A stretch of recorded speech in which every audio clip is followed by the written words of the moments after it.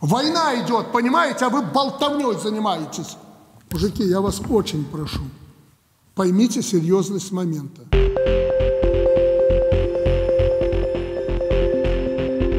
З Росією, мабуть, війна. Нефтяная, газовая. Гандльова війна, я маю на увазі. Як ви лічите, чим вона може бути небезпечна для нас? Економічна залежність і подавлення економічним. Я не могу назвать это войной. Это просто політика, політичне відносини. Нам наогул не треба ніяких відносин з Росією будувати. Тільки, ну, скажімо так, гандльове, можливо, а все остальне ми незалежна країна. Нафта, гроші, незалежність. Ну, напевно, Лукашенко не зовсім хоче губляти незалежність країни, тому і так остро постало питання з нафтою. А мы на ней сидим, на жаль. Как я понимаю, все это было сказано в связи с этими всеми нефтяными вопросами, да?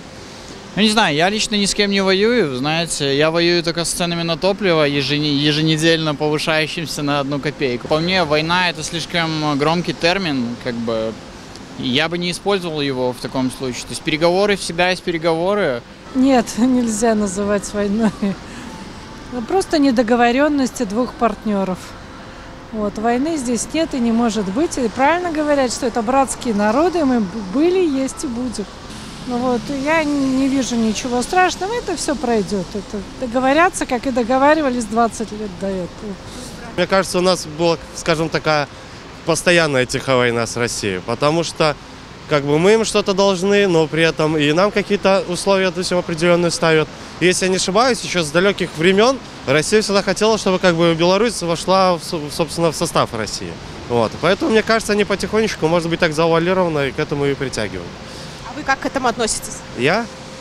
Ну, мне нравится Беларусь, мне нравится наша независимость, поэтому я бы, наверное, не хотел бы.